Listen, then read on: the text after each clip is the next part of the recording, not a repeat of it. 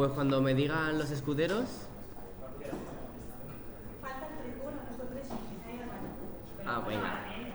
Bueno, vamos haciendo las introducciones y dando las buenas tardes a todos los que han venido aquí a pesar de que es la hora de la siesta, de que ya llevamos muchos días aquí metidos. Muchas gracias por venir aquí a esta charla de unas temáticas que yo creo que en toda la historia de la ST no se han visto, pero básicamente porque a nivel nacional, ¿no? Son unos estudios muy minoritarios, pero que espero que os gusten. Y nada, os voy a pedir que os mantengáis muy valientes a lo largo de toda la charla, porque va a haber un montón de nombres, pero un montón muy difíciles para las personas no acostumbradas. Entonces no os agobiéis por eso, yo voy a repetir muchas veces hasta la saciedad y con suerte queda todo bien clarito, ¿vale? Entonces, ¿de qué va la charla? Bueno, la idea surge de hacer una breve comparativa entre nuestro querido El Señor de los Anillos y una de las obras más importantes de la literatura japonesa, como es el Heike Monogatari. Y bueno, simplemente ideas que te cruzan y dices, anda, si esto yo lo puedo relacionar con lo otro, aquí hay material, aquí hay cositas interesantes. Y me puse a indagar un poquito y rápidamente saqué 2 o 3 analogías, no sé, un poco de personajes o conceptos que resonaban entre una obra y otra, que me parecieron interesantes. Bueno, vamos a juntar todo esto y a darle un formato de charla para la Stelcon. Entonces, lo primero que vamos a hacer va a ser introducir, evidentemente. Gracias. ¿Esto qué es? Para firmar. Ah, vale. Ya empezamos con los autógrafos. Al final, por favor, luego. Nada, una introducción del Heike Monogatari, porque no sé si hay alguien en la sala que está un poco familiarizado, le suena o ha oído hablar un poquito. Bien. Pues voy a hacer una pequeña introducción para ponernos todos más o menos en contexto. Evidentemente, del otro libro no tengo que comentar nada. Y luego ya pasaremos a las cositas interesantes, ¿vale?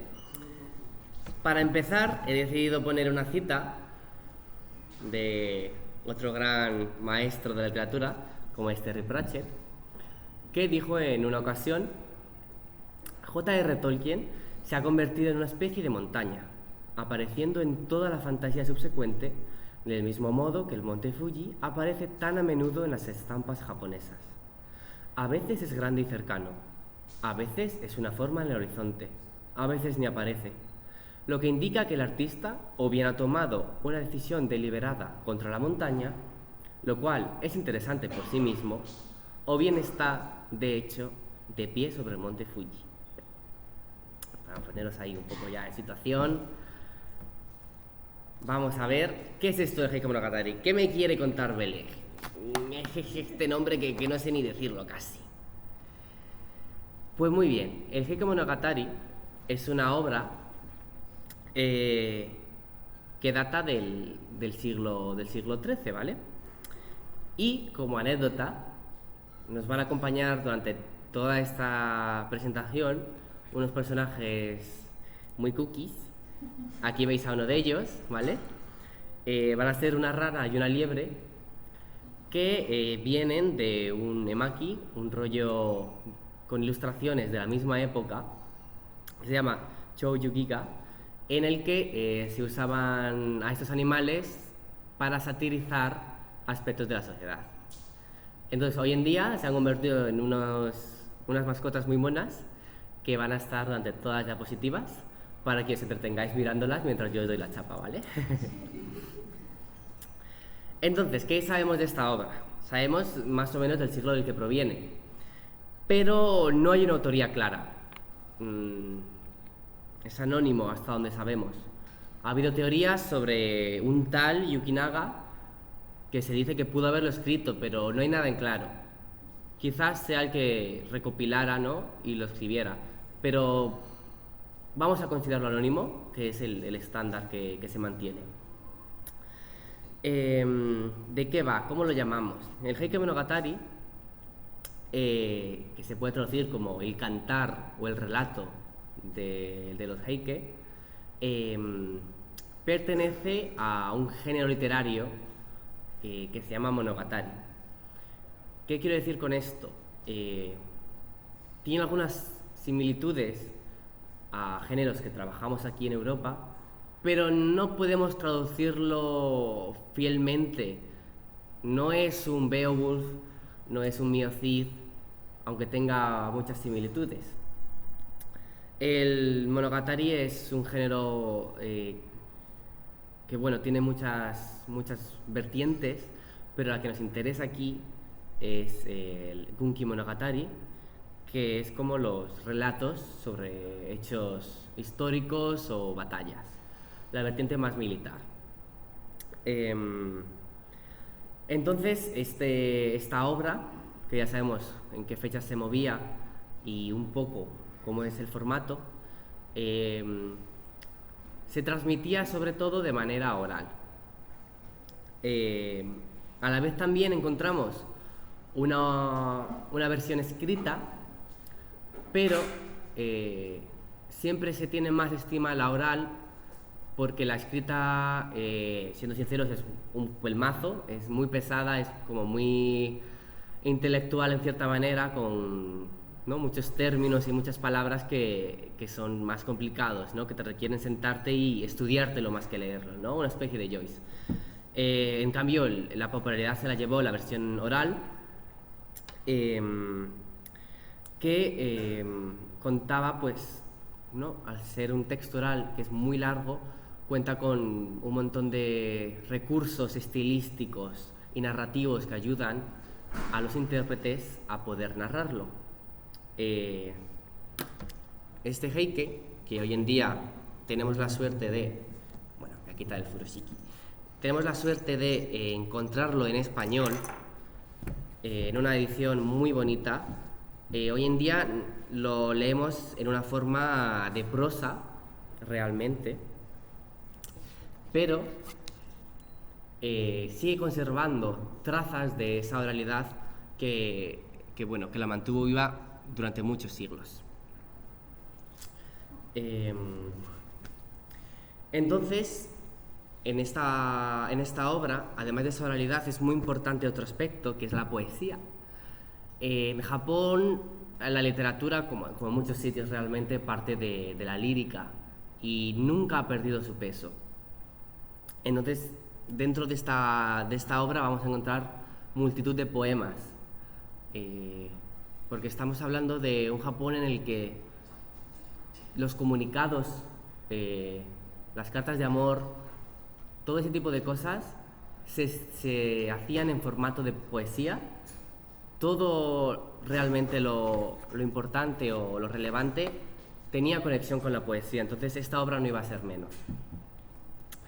Volviendo a los intérpretes, como podemos ver a esta ranita que está ahí contándonos las historias, había dos tipos de intérpretes: los biwa-hoshi y las goze. Los biwa-hoshi es un sector del mundo secular, normalmente, no mayoritariamente, pero era muy común que fueran monjes invidentes, que se les llama biwa-hoshi porque el instrumento que podéis ver es una biwa, es como una especie de laúd, entonces se les llamaba así, porque estaban con la biwa. Y las goze es su contrapartida en femenino. Muy bien, pues esta gente se dedicaba a hacer un poco de, ¿no?, juglares y tal, y iban pues por los pueblos contando fragmentos del Heike Monogatari. ¿Qué es lo interesante de esta obra a un nivel lingüístico? Estamos en una época en la que el japonés no tenía nada que ver con lo que es hoy en día. Sobre todo a nivel escrito, porque tenemos una mezcla de lecturas de los caracteres. En esta época tenemos los kanji, que ya han llegado de China, a los que se les puede dar una lectura en chino o una lectura en japonés. Aparte, ya se han introducido los kanas, que son los silabarios, pero su uso está restringido a otros sectores de la literatura y no van a aparecer en el Heike Monogatari. Entonces, realmente leer esta obra original es un reto incluso para un japonés de hoy en día, por lo cual la mayoría opta por comprarse la versión actualizada, ¿no? Como una traducción, que hay un montón, a un japonés moderno. Muy bien, ¿y esta obra por qué es importante?, os preguntaréis. Bueno, aparte de la historia y el momento que comentaré más adelante, cala en el acervo cultural japonés porque está enseñando y compartiendo unos valores diversos: didáctico, religioso, histórico, épico, lírico. Todo eso son aspectos de la obra que son muy bien recibidas por el público y que también hacen que, ¿no?, la obra sea más redonda. Lo que os comentaba de las lecturas, la combinación china y japonesa, se denomina Wakan Konkobu y era, ¿no?, el reto que tenían que afrontar los lectores que lo cogieran la obra en la versión escrita. Aparte de los valores que quiere transmitir la obra, todos esos aspectos, es muy importante tener en mente un par de conceptos que vertebran este relato. Aquí quiero introducirlos un término, porque va a salir muchas veces, que es el de Yoji-kugo, que son compuestos de 4 kanji. Les gusta mucho.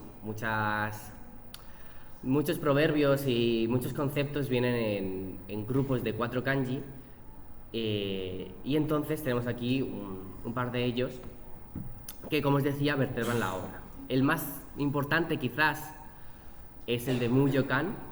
Este concepto venía de antes, pero está fuertemente asociado a esta obra.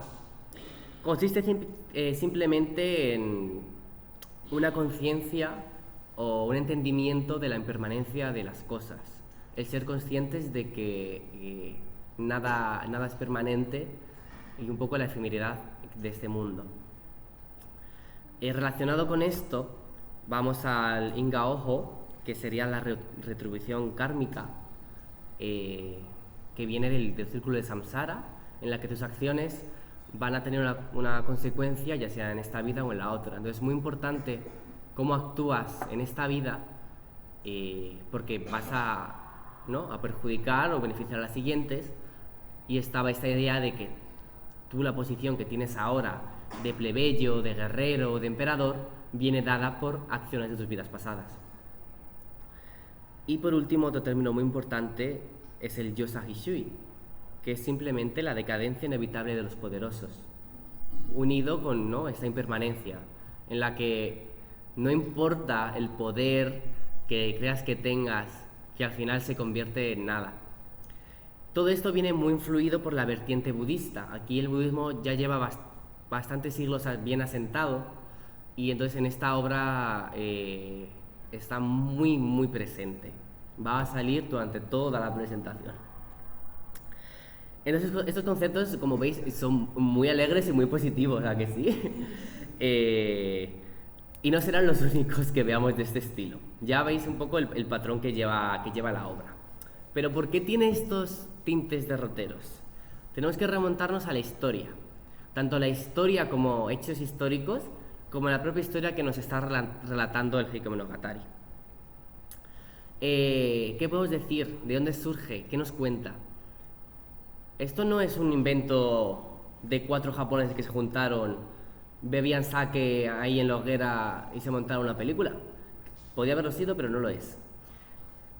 Como os comentaba, esto pertenece al Kunki Monogatari, que trata de hechos históricos o militares. Entonces esto se puede decir que es un poco la narración o la dramatización de un momento clave en la historia japonesa, como fue la Guerra Genpei. La Guerra Genpei sucede a principios del siglo XII, finaliza en el 1185 y es un punto de inflexión en la sociedad japonesa del momento. Venimos del periodo Heian, en el que el gobierno recaía en manos de los cortesanos y era un poco esta idea que tenemos de la antigua Grecia, ¿no? De esplendor cultural, todo maravilloso, paz, ¿no? Pero claro, ¿qué pasa? Que los cortesanos pues, se dedicaban a escribir poemas, a jugar a la pelota, a ligar entre ellos y la cosa fue decayendo. Y mientras el poder cortesano decaía, empezaron a surgir los samuráis, la casta samurái, que simplemente eran guerreros que poco a poco fueron subiendo de categoría, de poder, asociándose con las dinastías. Y el punto álgido, ¿no?, es estas guerras en las que se hace un cambio total del poder y pasa a ser un poder cortesano en el que el emperador o aquel que hablaba en nombre del emperador era un poco la cara visible. Se traslada este poder a un mandato militar después de estas guerras, que va a durar hasta el siglo XIX, no es poca cosa. Y en este mandato militar tenemos a un shogun, que es como un generalísimo, en cierta manera, que toma el poder simbólicamente del emperador, no lo reemplaza, pero el centro de la acción y del poder va a caer en los clanes militares. Es una guerra muy importante porque va a cambiar el transcurso de cómo se está dando la historia japonesa, y es el cambio entre el periodo Heian y el Kamakura, que son nombrados así por las ciudades en las que ¿no?, tiene lugar la historia, y el poder se asienta en Heian-kyo, que hoy en día la llamamos Kioto, y luego pasa a Kamakura. Muy bien, pero estas guerras, ¿por qué suceden y qué pasa? Ahí tenemos que remontarnos a unos años antes de las guerras, en las que tenemos un clan, el clan Taira, que empieza lentamente, pero sin pausa, a ascender en la escala social, y llegan a un punto que con el líder del clan, que se llama Taira no Kiyomori, llegan al punto álgido en el que realmente quien me está manejando la capital, y en esos momentos la capital es el centro de todo, si estás fuera de la capital no eres nadie, Kiyomori ocupa el puesto de ministro de la derecha y es realmente quien está manejando los hilos. Pero ¿qué hemos dicho antes? Que la decadencia inevitable de los poderosos llega siempre, y ¿no?, la impermanencia, todos estos conceptos se van a aplicar aquí de una forma poética, evidentemente. Hay unas razones históricas reales sobre por qué se dio esta guerra, ¿no?, pero se le va a atribuir en la ficción a que es la ley kármica, y es un poco, ¿no?, esta corriente budista la que va a decir que bueno, se veía venir por todo esto. Entonces, Taira no Kiyomori ahora mismo tiene el poder, por mucho que a los cortesanos de pura casta no les guste, hay un clan militar que es el que tiene el poder. Pero ¿qué pasa? Que va de sobrado, simplemente así. Se empieza a crecer y se cree que puede con todo. Y a esto pues le surgen contrincantes, ¿no?, clanes que disienten. Entre ellos, y el más importante, es el clan Minamoto. El clan Minamoto, vamos a tener tres grandes líderes a lo largo de la historia. El primero se llama Minamoto no Kiso Yoshinaka, pero se opta por llamarle simplemente Kiso Yoshinaka porque pertenece a una rama diferente que los otros. Y luego los otros dos, que son hermanastros, son Minamoto no Yorimoto y Yorishitsune. Entonces, como os comentaba, estas guerras van a tener lugar durante unos cuantos años, hasta la batalla de Dan no Ura, que toma lugar en ese año que he indicado antes, que es ya el punto definitivo de la caída del clan Taira, la pérdida del poder cortesano y la instauración del Bafuku, del gobierno militar. Como curiosidad, mientras paso a la siguiente diapositiva, el nombre de la guerra Genpei viene dado porque los dos clanes, que son Taira y Minamoto, os comentaba antes que en esta época, bueno, sigue a día de hoy, pero en esta época las lecturas estaban en japonés y en chino. El Genpei simplemente cogen un kanji, el primero de cada clan, y con la lectura china pues se combina y da lugar a Genpei. Entonces estos clanes realmente, históricamente, no era tan blanco y negro como nos cuenta el libro. Pero claro, para una mayor dramatización, para dar ese énfasis en la impermanencia, en la decadencia, pues le dieron un poco más de juego en la obra. Entonces, por un lado tenemos a los Minamoto, que van a hacer esa contrapartida, o Genji, ¿no? También se les conoce con esa lectura en chino, que van a estar representados como ese clan del este, que es más rudo, que no está refinado.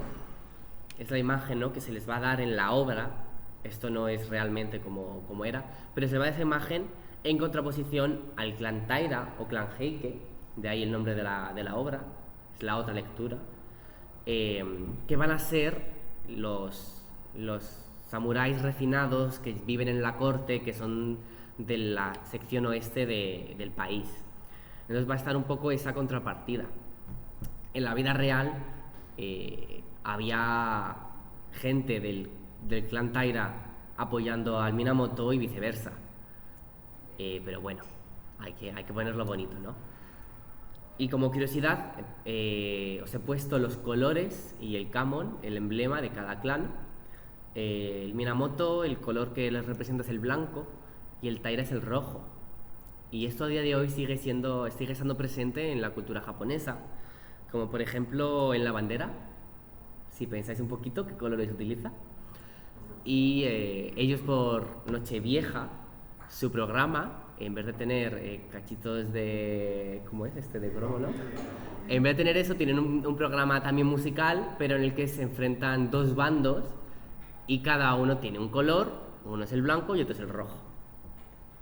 Entonces os he puesto los Kamon también, pues son una pasada, son muy bonitos. El de los Minamoto, que son unas flores de Gentiana escabra, se llaman, para quien entienda.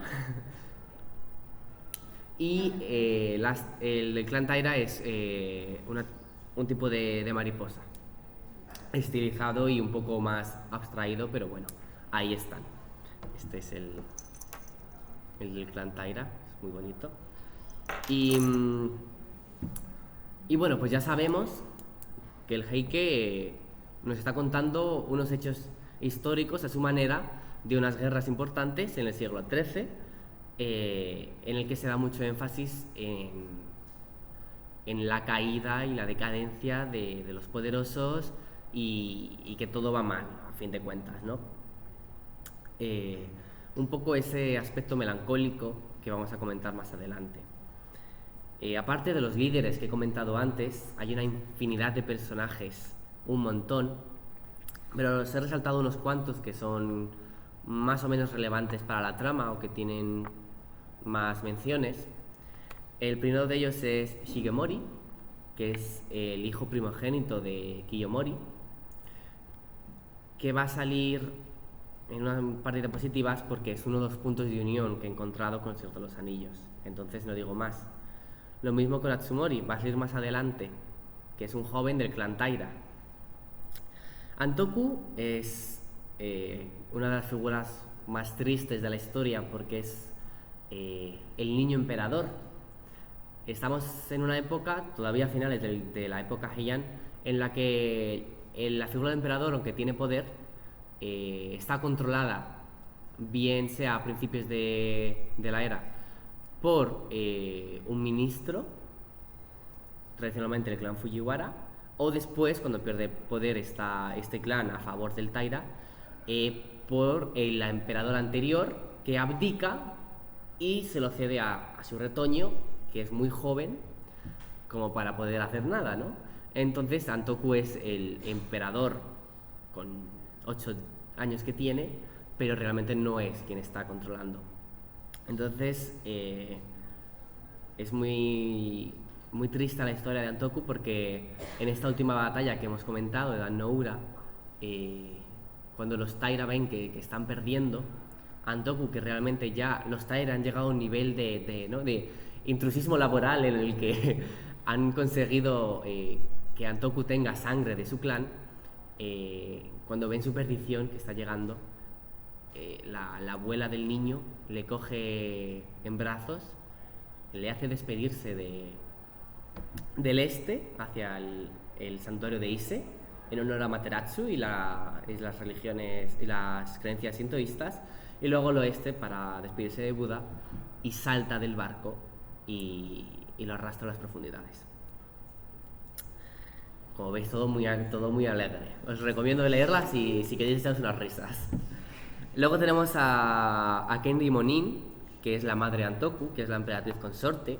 Es la mujer Taira, ¿no?, que consigue llegar a la dinastía imperial, y es la única superviviente que nos queda del clan, la que va a dar epílogo a la obra. Y bueno, pues la pobre también la pasa fatal. Todo, como veis, todo es muy divertido. Tomoe Gozen, a lo mejor os suena, es un personaje bastante famoso en la cultura pop también de hoy en día.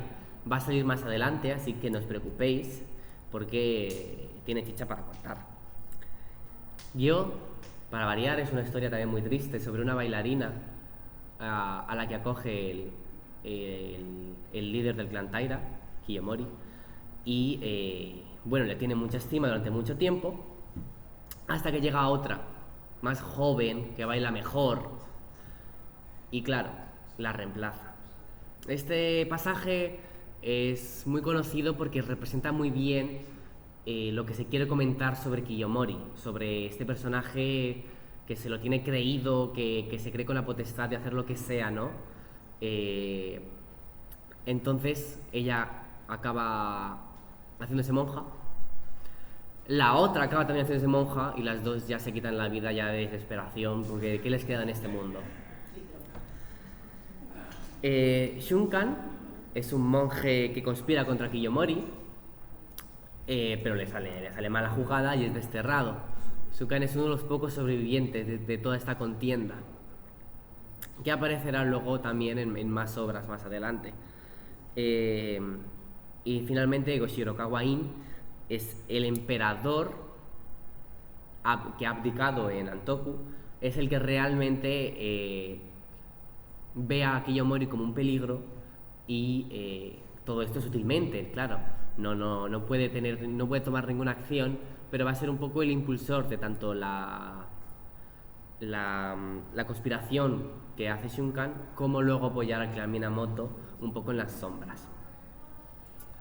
Pues bueno, yo creo que más o menos tenemos ya un contexto de qué es el Heike Monogatari, qué pasa y los personajes relevantes, ¿no? Fácil repaso. Tenemos una guerra que se avecina. El libro comienza antes, empieza en el auge, ¿no?, del clan Taira, pero el punto fuerte es ya cuando empieza a decaer, y las guerras que le suceden. Tenemos estos sucesos protagonizados por el clan Taira y el clan Minamoto, todo con una capa de qué mal nos va, qué nos queda en esta vida, ¿no?, básicamente. Entonces vamos pues, como todo, habrá que irse a los comienzos para empezar a relacionar ambas obras, porque las primeras líneas son muy importantes en cualquier obra, te marcan el tono de lo que va a ser.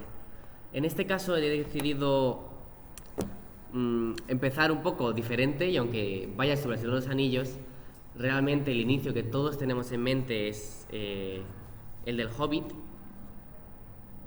que es el que, ¿no?,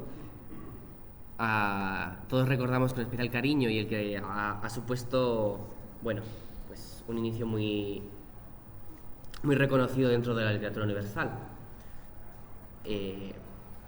No os leo la frase porque os la sabéis de memoria, pero quedaros en mente que no es el único comienzo de un libro famoso. En Japón, la contrapartida es la del Heike Monogatari. El inicio de esta obra, que ya te deja claro cuáles van a ser las pretensiones de esta, a día de hoy todavía se sigue enseñando en la escuela y los japoneses se lo saben de memoria, muchos de ellos.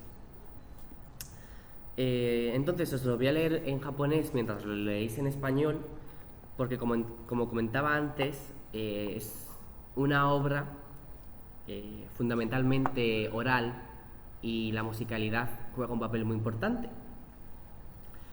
Entonces dice así: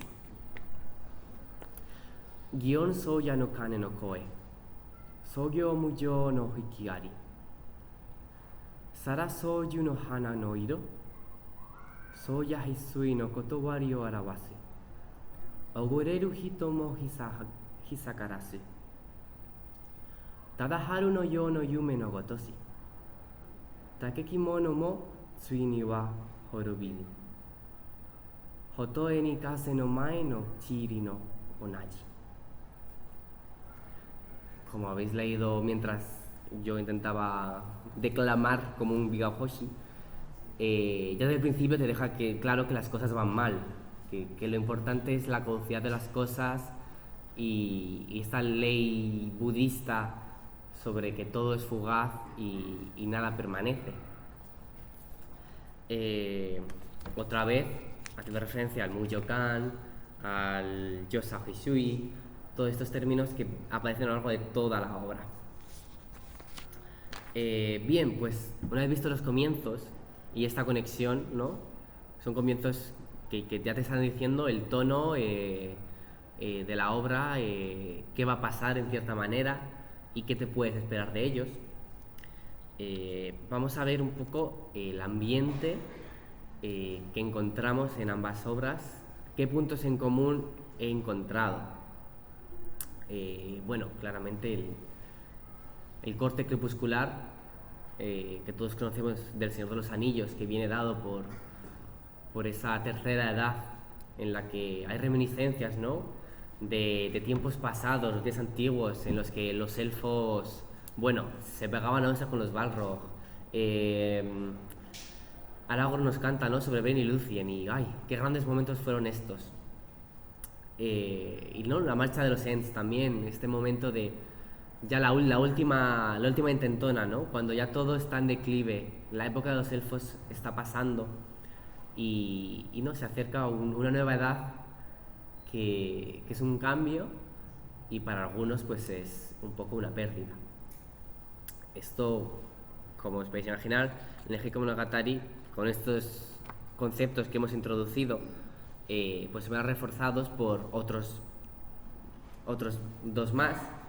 El más famoso de ellos y muy representativo de esta obra es el Mappo Shisho, que es un concepto budista que viene a decir, curiosamente, la tercera edad, pero de la ley de Buda.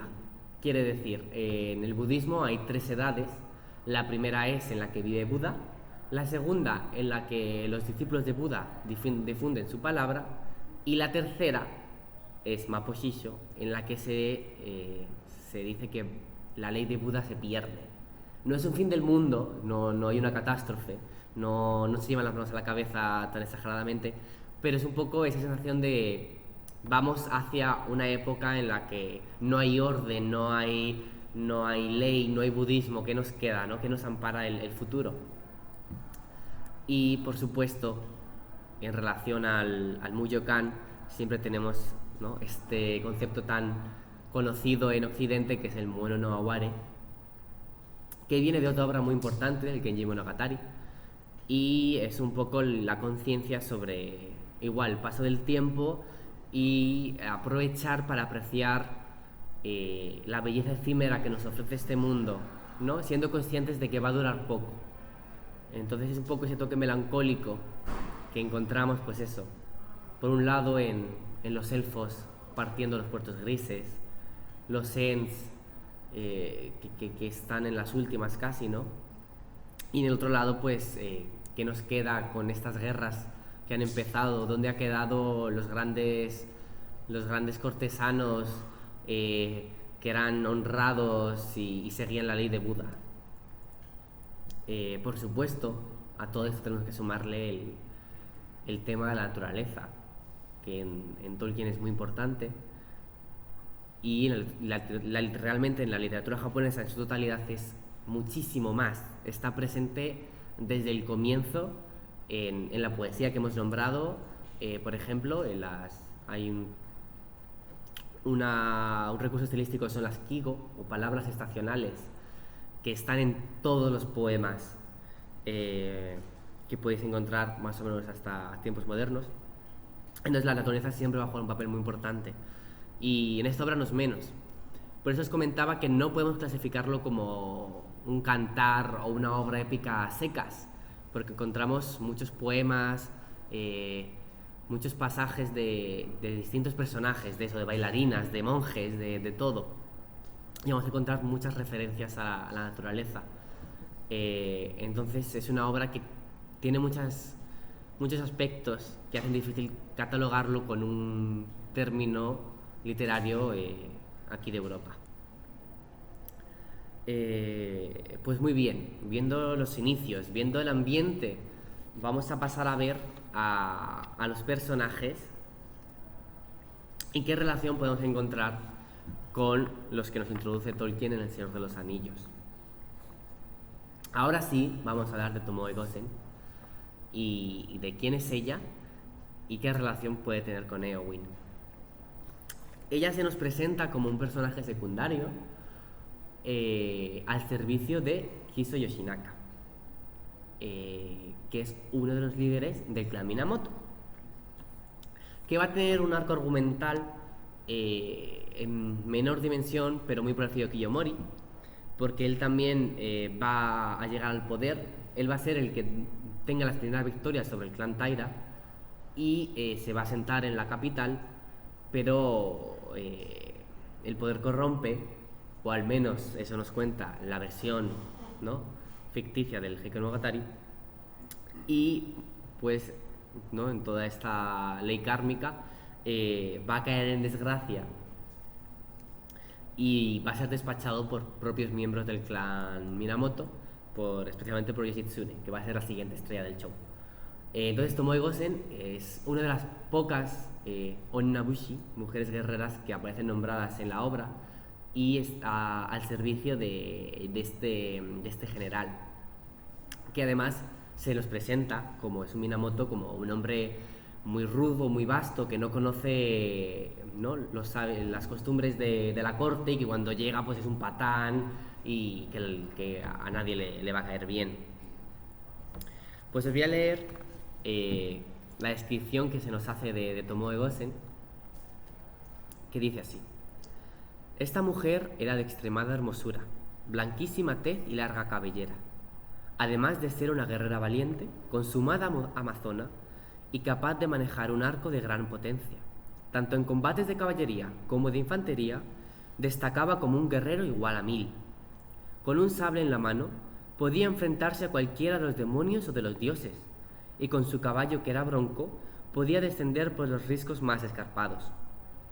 Cuando combatían juntos, Kiso le ordenaba que llevara una armadura metálica, portara un gran sable y flechas para arcos poderosos.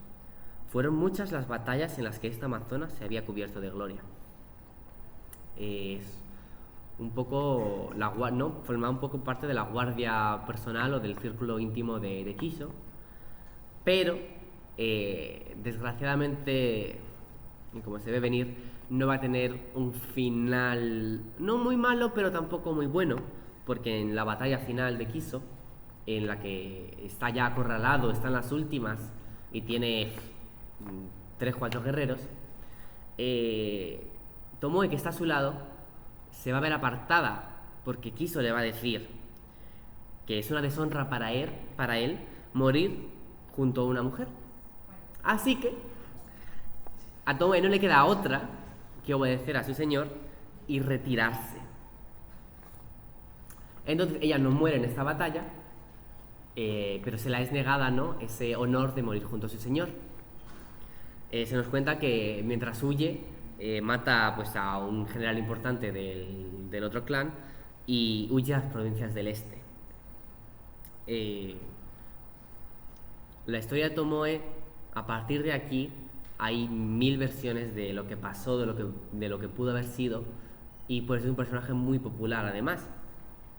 El Heike Monogatari ha nutrido a una infinidad de novelas, de obras de teatro, de cuentos, y en especial en el teatro no, que es el teatro clásico japonés, se utiliza mucho el Heike Monogatari. Entonces hay una obra en la que aparece el espíritu de Tomoe frente a un monje y bueno, él no lo sabe al principio, pero después descubre que es Tomoe y ella le pide por favor que rece por su alma. Y es aquí en esta obra donde ella le cuenta esa huida que hace desde la capital hasta el este, de donde ella era oriunda. Muy bien, pues con todo esto podemos ver que con Eowyn las dos tienen esa vertiente, ¿no?, de guerreras, de mujeres valientes, que son jinetes, hábiles en las armas y leales con sus señores. Las dos son incapaces de salvar a su señor, por mucho que les duela. Las dos cometen una hazaña. Eowyn derrota al rey brujo y Tomoe Gosen, como os he comentado, pues acaba con este gran general y le corta la cabeza, porque era costumbre por la época llevar la cabeza de la gente importante a tu señor como reconocimiento, ¿no? En plan, yo he matado a Menganiento y a Pepito, y esto es lo que te va a impulsar en la escala social.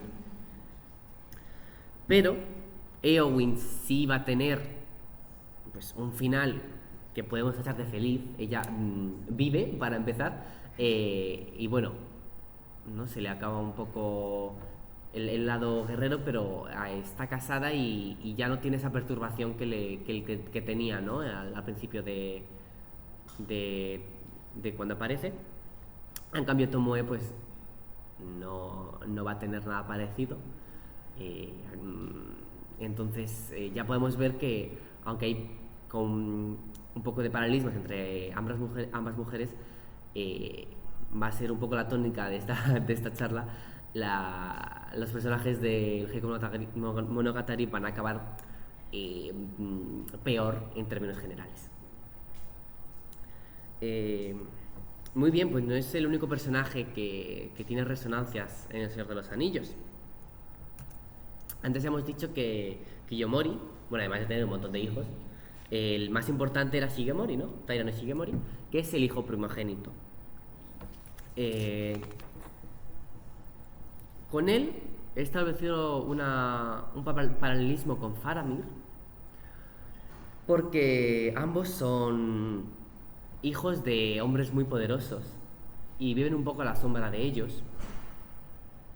Ambos son personas con unos valores y una moral muy definido y muy claro, y son queridos por todos, desde el propio clan hasta pues, ¿no?, los plebeyos. Pues a Faramir también le quiere todo el pueblo. La diferencia es que en Faramir sí hay un favoritismo por Boromir, pero Shigemori sí es realmente al que tiene más estima su padre. Entonces ahí difieren un poquito, ¿no?, en las narrativas, pero los dos son personajes que van a morir, o en el caso de Faramir, creer que ha muerto antes del padre, y esa pérdida del hijo pues marca tanto a ellos como a los padres, a Denethor y a Kiyomori.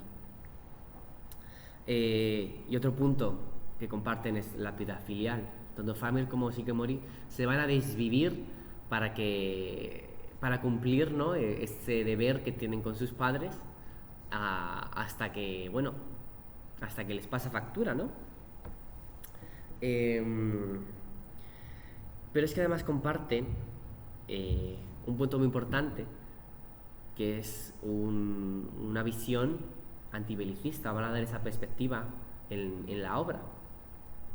Faramir, todos tenemos en mente la cita famosa sobre que no ama la espada por su filo ni a la flecha porque vuela, sino que ama lo que defienden.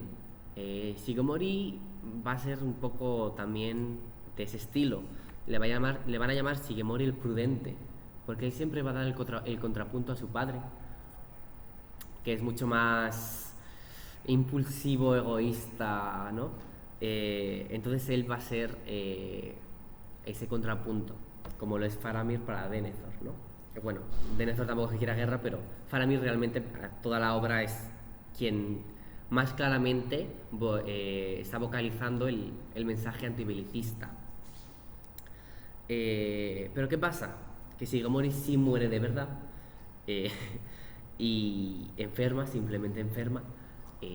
Él se nos cuenta que él, en un sueño más o menos, prevé que están las últimas, hace un último recorrido por templos importantes, ¿no? Para rezar por el bien de su clan y de su país, pero finalmente enferma y muere.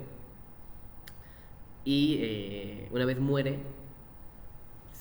se inicia este declive del clan Taira, porque una vez que no está Shigemori, una vez que no está este señor que es la encarnación de los valores de la piedad filial, él es noble, te evoca la grandeza y la virtud que se atribuye a un pasado, como pasa con Faramir.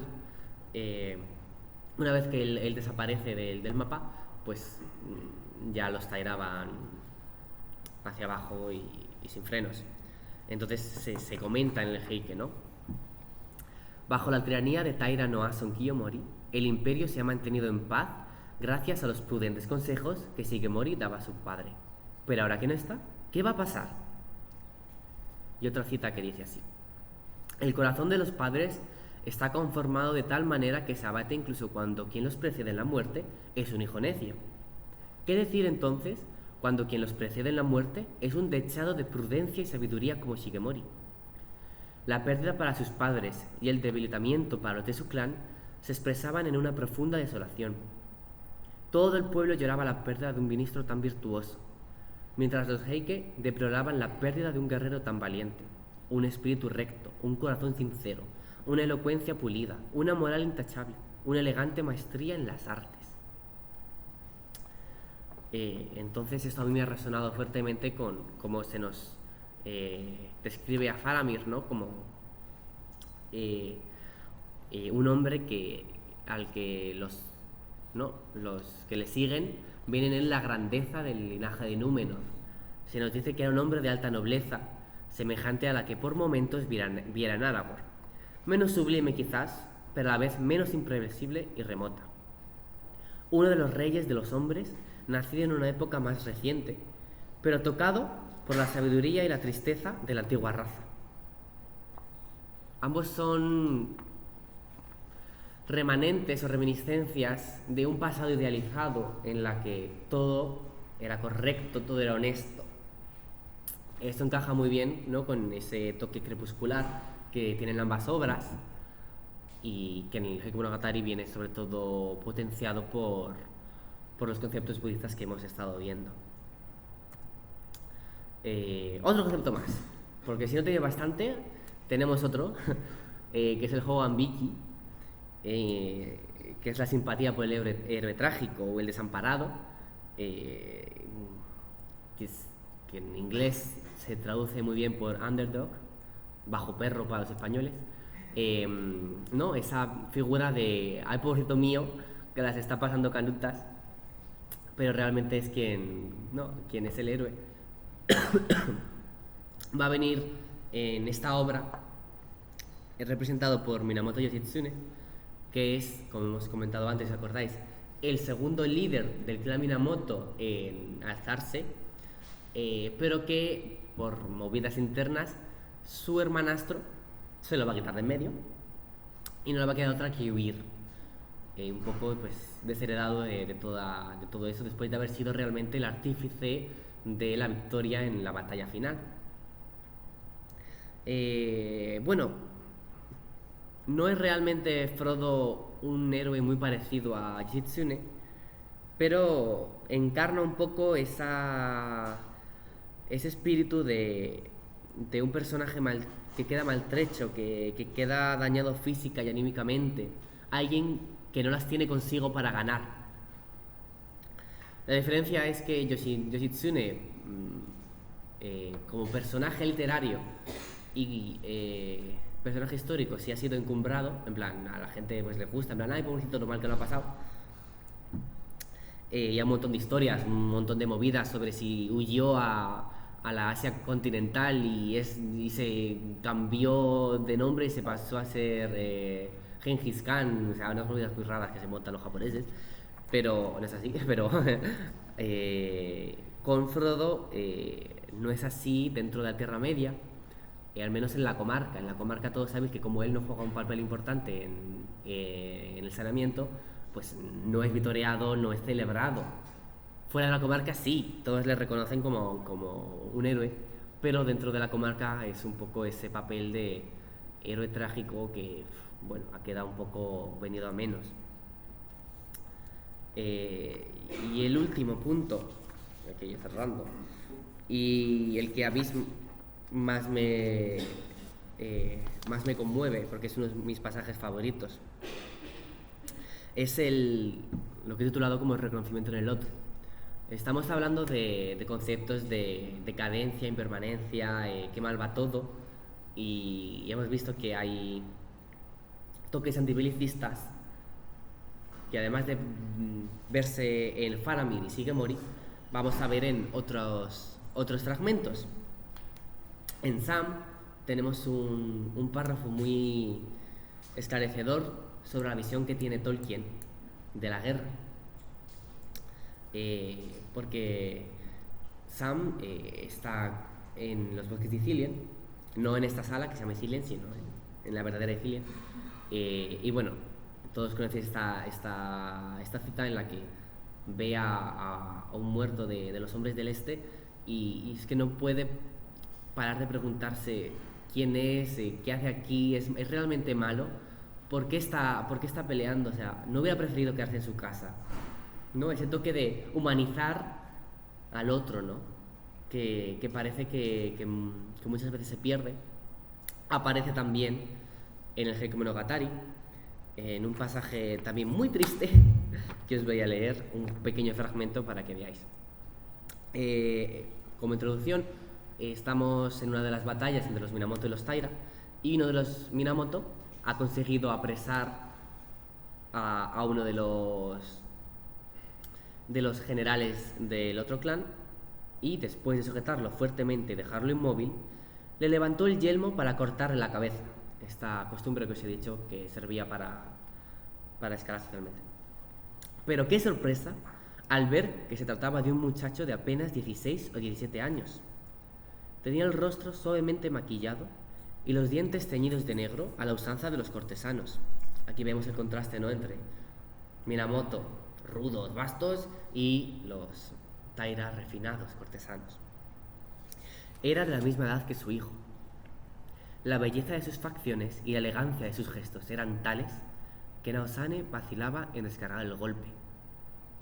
Este joven, que es Atsumori, que aparecía antes en los postales de los personajes, va a representar ese reconocimiento en el otro, ¿no? Esa humanización de, joder, una vez le he quitado el yelmo y le he visto la cara, estoy viendo a mi propio hijo, a un jovencito, ¿no? Pero al final el destino se abre paso y no le queda otra que matarle él mismo, porque se da cuenta que ya están ganando los Minamoto, y si no lo hace él, alguien va a acabar con este muchacho y le quita la vida. Y le impacta tanto que después deja las armas y se hace monje. Se recuerda mucho este pasaje por ¿no?, esa interacción de humanizar al contrincante, y bueno, en el refinamiento de Atsumori viene también representado porque él lleva una flauta consigo, que se queda su asesino, ¿no?, que no deja de preguntarse después este pobre muchacho que simplemente quería no dedicarse a la flauta se ha visto arrastrado a las guerras. Después, este tema se retoma en una obra de No, en la que se hace un reencuentro, ¿no?, entre este monje y el fantasma Tsumori, y más o menos quedan un poco en paz. Entonces vamos a llegar a las conclusiones ya, porque me van a echar en nada, de lo que hemos visto. Vemos que ambas obras, una representa directamente una guerra trascendental, ¿no?, que hemos dicho que es un punto de inflexión entre una época y otra, y un modelo de sociedad y otra, que son las guerras Genpei. Y otro tipo de guerra trascendental, este caso para el autor, como fue la Gran Guerra para Tolkien, que le marcó profundamente. No es nada nuevo, pero es un punto muy importante que compartir, ¿no? Que estas guerras que cambian el statu quo y las secuelas que dejan se ven reflejadas en ambas obras, ¿no? En Faramir y Shigemori, estos mensajes antibelicistas de qué trae bueno la guerra, y en este último punto de Atsumori y Sam, sobre humanizar al otro. Luego los arquetipos, hemos visto, ¿no?, la mujer guerrera con Tomoe Gosen y Eowyn, y un poco las historias, ¿no?, que comparten. Luego también Faramir y Shigemori, ¿no?, comparten un poco el arquetipo, ¿no?, con sus peculiaridades, pero es curioso observar que hay narrativas que bueno, se puede establecer un paralelismo a pesar de la distancia y el tiempo. Y como comentaba, el Heike Monogatari no puede ser catalogado simplemente como una obra épica, y realmente en Los Anillos podemos aplicarle esta misma idea, porque se nos está hablando de emociones y de ideas y mensajes de humanidad, y bueno, tenemos lo cotidiano con los hobbits, tenemos la belleza de los elfos. No es solo Aragorn con una espada dando mandablazos ahí a tutiplén, que a todos nos encanta, ¿no? Pero no todo es la batalla del abismo de Helm, sino que hay más pozo, ¿no?, en ambas obras.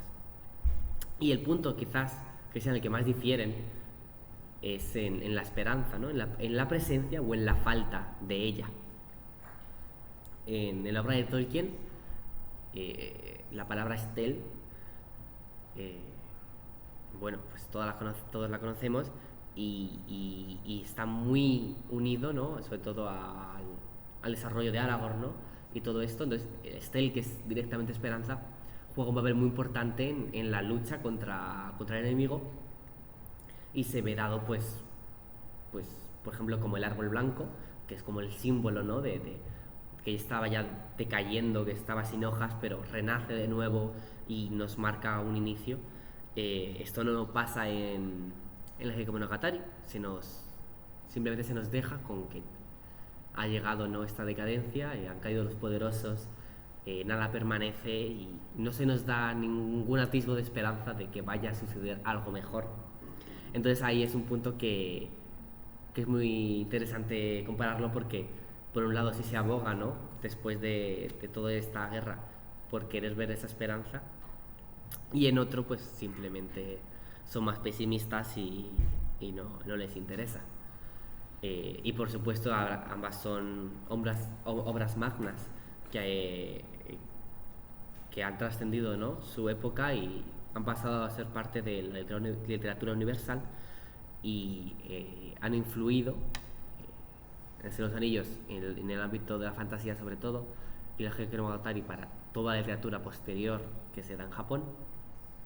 Pero ambas pues son obras que tienen un peso muy importante, y debido a eso pues está bien compararlas y ver que al otro lado, ¿no?, de toda esta masa de continente se dan historias que podemos leer y podemos decir, anda, esto yo lo he leído antes de alguna manera, de algún formato, se ha dado de una manera similar pero diferente en Europa, igual que se ha dado en el archipiélago. Os dejo un poquito de referencias para que veáis que no me lo he inventado todo, que parece que sí, pero que, o sea, que sí, pero que no, realmente.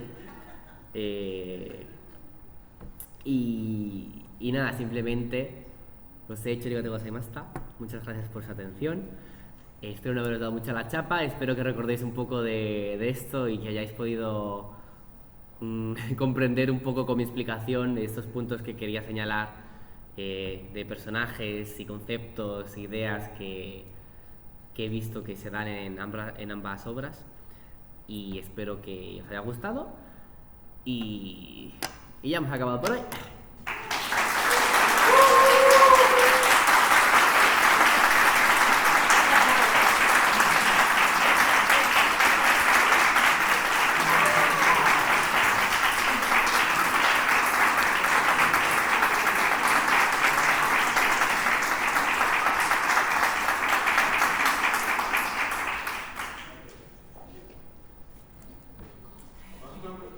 Sí. He entendido más o menos que el concepto de monogatari viene a representar como un estilo de literatura en sí, ¿no? Es como un género, realmente, sí. Como un género. O sea, realmente, Eso sí. me ha dado, hace tiempo me estaba dando vuelta en la cabeza, porque hace años ya unos amigos que coincidí japonesas comentaron que El Señor de los Anillos en inglés es Yubiwa Monogatari, la historia de los anillos. Sí. Y yo, saber si no hay alguna relación, a lo mejor el editor ya vio una similitud entre el monogatari como género y el propio Señor de los Anillos. Sí, efectivamente en japonés es Yubiwa Monogatari, que simplemente ¿no? El relato de los anillos, ¿no? En ese intento, supongo yo, de acercarlo un poco más al público japonés y que reconocieran un poco de qué va. Monogatari realmente es un término extenso porque hay diferentes tipologías. Está que es como de sucesos históricos y militares, pero por ejemplo Genji Monogatari, que lo he mencionado brevemente, también es Monogatari, pero nos está contando una historia que da en la corte, básicamente de líos amorosos y vida cortesana. Luego muy famoso también el cuento del cortador de bambú, en japonés es Taketori Monogatari. Es un cuento, pero también es llamado Monogatari. Entonces es un poco elusivo traducirlo y por eso yo he preferido decir directamente Monogatari para que... Pero sí, o sea, es verdad que en japonés se le conoce así también al Señor de los Anillos, sí.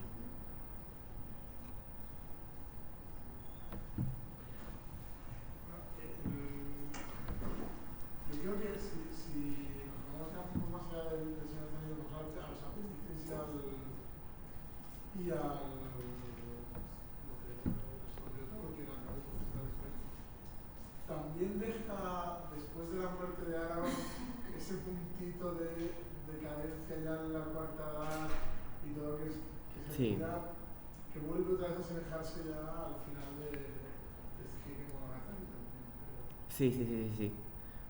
Es verdad que bueno, no comentábamos ese cambio de edad, la cuarta edad en la que ya no los elfos se están marchando, quedan vestigios y no, realmente Aragorn es el último que hace honor a la sangre numeroneana, ¿no?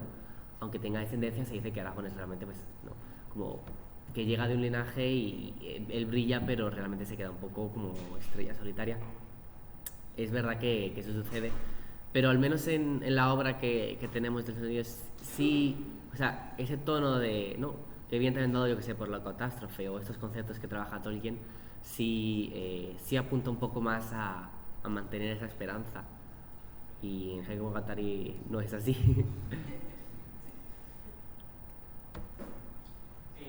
Has hablado sobre que además es un género que trata mucho la naturaleza. ¿Lo hace también desde el mismo punto de vista que Tolkien, según tu opinión? ¿Es preservar la naturaleza o respetarla? ¿O tiene un punto de vista distinto? Sí, no. O sea, no es simplemente este género, sino que es una característica de la literatura japonesa, la inclusión de la naturaleza, pero viene sobre todo dado por las creencias sintoístas en la que la naturaleza tiene un papel fundamental y es muy venerada. Entonces todo eso al final se traslada a la literatura. Y aquí, a ver, aquí no tienes Ents, ¿sabes? Marchando contra una torre, ni Aucornos destrozando a Uruk-hai. No va a haber ese tipo de naturaleza, pero los paisajes, el entorno, todo eso sí va a estar muy presente en la obra. Porque al fin y al cabo está reflejando también un poco el día a día de esa época. Entonces era muy importante saber en qué estación estás, porque según la estación en que estés, pues hablas de unos temas, vistes de una manera, mandas poemas a tu amado con unas palabras en clave que son de esa época. Entonces todo eso está, ¿no? Como de base, como de pozo de Hakame no Gatari. ¿En qué momento el público occidental tiene acceso al texto? Lo digo porque mi conocimiento muy somero del tema, el primer contacto que tuve yo fue a través del Arca de Ofer con los Wayland, que tiene la representación de un pequeñísimo extracto de Dan Loura en el cuento de Hoichi. No sé si sabes en general el primer contacto que tuvo un occidental con Heike o hay otro tipo de referente. Y a ver, a nivel occidental, supongo que el siglo XX, principio del siglo XX, poco después de la restauración Meiji, yo creo que ya empezaría a llegar, pero es verdad que al principio llegaba por fragmentos y sobre todo a países como España o así, por traducciones, ¿no? Que pasan por el inglés o por el alemán y que luego se vienen para acá. A España como tal, la primera traducción llega en 2005. Esta edición es una edición revisada de lujo de hace un par de años, pero como tal, como obra íntegra, llega hace, pues eso, 2005 es relativamente hace poco. Pero bueno, yo dice de que es muy buena traducción, está hecha en colaboración por un estudioso que es Carlos Rubio, que está reconocido con la estrella del sol naciente, o sea, del gobierno japonés, y Hirumi Tani, que es mi profesora de universidad, que bueno, pues es profesora doctora de la universidad y ha ayudado en la traducción. Entonces ahora mismo tenemos el placer de poder leerlo en español, pero es verdad que realmente hasta hace nada era inviable y no sabría decirte, pero es posible que en otros países de Europa todavía no haya una traducción completa y directa del japonés.